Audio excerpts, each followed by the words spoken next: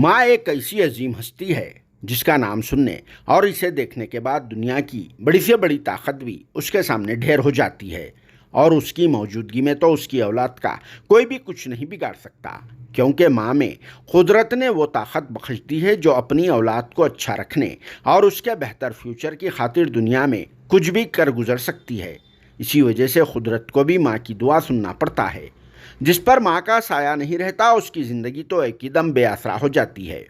इसीलिए कुदरत ने खुद माँ के कदमों के नीचे जन्नत करार दे दिया है और सभी मज़ाहिब में भी माँ का बहुत ही आला और ऊंचा मुकाम रख दिया गया है। मगर आज हम आप सबको एक ऐसी माँ की कहानी सुनाने के लिए जा रहे हैं जिसकी तफसीलात सुनने के बाद यकीनन सभी लोगों के पैरों के नीचे से ज़मीन निकल जाएगी और फिर इस औरत को माँ नाम वाले एक अजीम हस्ती के लफ्ज़ से महरूम कर दिया जाएगा, क्योंकि इस औरत ने माँ नाम के लफ्ज़ पर बहुत बड़ा धब्बा लगा दिया और फिर अपनी आंखों के सामने ही अपने दूसरे हस्बैंड की ख्वाहिश पर अपनी दो कमसिन बेटियों की ज़िंदगी के साथ खिलवाड़ करते हुए अपनी इन कमसिन बेटियों का मुंह अपने दूसरे हस्बैंड के साथ काला करवा दिया। यह हैरत अंगेज़ वाक़या आंध्र प्रदेश स्टेट के एल्लूर डिस्ट्रिक्ट पेद्दापाडु मंडल के वटलूर गाँव में का है, जहां अन्नापूर्णा नाम वाली इस औरत ने तो दल्लाल औरतों को भी पीछे छोड़ दिया और फिर बारी बारी अपनी इन दो कमसिन बेटियों की ज़िंदगियां तबाह व बर्बाद कर डाली। जिसकी तफसीलात कुछ इस तरह से मालूम हुई है कि 38 साल उम्र वाली अन्नापूर्णा के हस्बैंड का खराबी सेहत की वजह से कुछ साल पहले देहांत हो गया था। अन्नापूर्णा को अपने हस्बैंड से दो बेटियां हुई और हस्बैंड के देहांत के बाद तन्हा जिंदगी गुजारने के बजाय अन्नापूर्णा ने अपने एक रिश्तेदार 43 साल उम्र वाले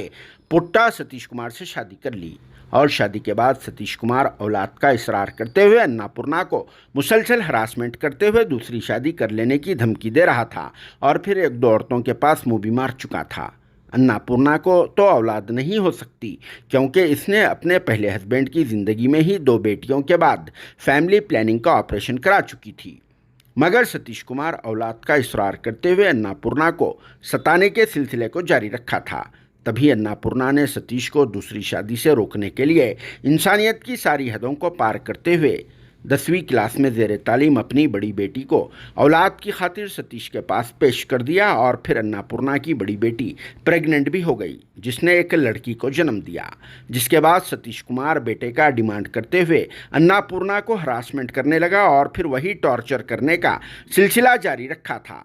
जिस पर अन्नापूर्णा ने फिर से एक बार वही गैर इंसानी हरकत को अंजाम देते हुए अपनी दूसरी बेटी को भी बेटा पैदा करने के लिए सतीश के पास भेज दिया और फिर इस कमसिन लड़की ने बेटे को तो जन्म दिया, मगर ये बच्चा पेट में ही मुर्दा हो गया था। जिसके बाद से अन्नापूर्णा और सतीश में झगड़े शुरू हो गए और फिर अन्नापूर्णा विशाखापट्टनम में अपने माँ बाप के घर चली गई। वहाँ इसने अपनी छोटी बेटी की एक सहेली के सामने इन सनसनीखेज़ वाक़यात का खुलासा कर दिया, जिसके बाद इस लड़की ने अपने वालिद के सामने ये घिनौनी कहानी सुनाई और फिर इस लड़की के वालिद ने आगे आकर एल्लूर पुलिस को इन अफसोसनाक वाक़यात से वाकिफ़ करवाया और फिर एल्लूर की दिशा पुलिस ने हरकत में आते हुए अन्नापूर्णा और सतीश कुमार के ख़िलाफ़ में कार्रवाई करते हुए गिरफ्तार करके इन्हें जेल भेज दिया और सतीश की हवस का शिकार इन दोनों बहनों को रिहैबिलिटेशन सेंटर मुंतकिल कर दिया गया, जहां अन्नापूर्णा की बड़ी बेटी फिर से एक बार प्रेग्नेंट होने का पर्दाफाश हुआ,